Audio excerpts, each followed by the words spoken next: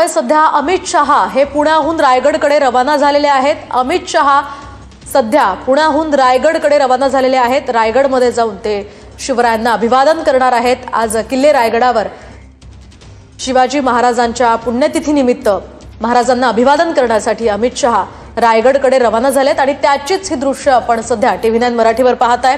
अमित शहांच्या रायगड दौऱ्याकडे खरं तर आपलं लक्ष असेल, कारण शिवरायांसंदर्भात किंवा जे काही महाराष्ट्रात सध्या घडतंय त्या संदर्भात अमित शहा आज काय बोलतात ते पाहणं अतिशय महत्त्वाचं असणार आहे।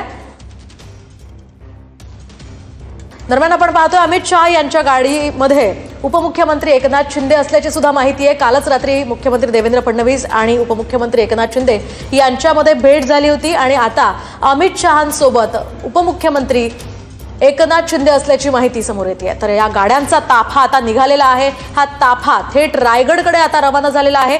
रायगड किल्ल्यावर आज या ठिकाणी अमित शहा भाषण करतील, काही नेते सुद्धा आज भाषण करतील। या भाषणादरम्यान ते काय बोलतात त्याकडे सर्वांचं लक्ष खरं तर लागलेलं आहे। सध्या केंद्रीय गृहमंत्री अमित शहा आज रायगडच्या दौऱ्यावर आहेत। रायगडमध्ये ते सुनील तटकरे यांच्या निवासस्थानी सुद्धा स्नेहभोजनासाठी जाणार आहेत। महत्त्वाचं म्हणजे मुख्यमंत्री आणि दोन्ही उपमुख्यमंत्री हे सुद्धा त्यांच्या सोबत असतील। त्यामुळे मुख्यमंत्री देवेंद्र फडणवीस, उपमुख्यमंत्री एकनाथ शिंदे आणि अजित पवार हे सुद्धा रायगडमध्ये आज असणार आहेत अमित शहांसोबत। आज दोन्ही उपमुख्यमंत्री आणि मुख्यमंत्री हे सुद्धा असतील। दरम्यान सध्या अमित शहा रायगडकडे रवाना झालेले आहेत। या दौऱ्याकडे खरं तर सर्वांचं लक्ष लागलेलं आहे, कारण पालकमंत्री पदाची जी चर्चा आहे ती पुन्हा एकदा यामुळे सुरू झालेली आहे। रायगडमधलं पालकमंत्री पद नेमकं कुणाला मिळतं याकडे सर्वांचं लक्ष लागलेलं असतं।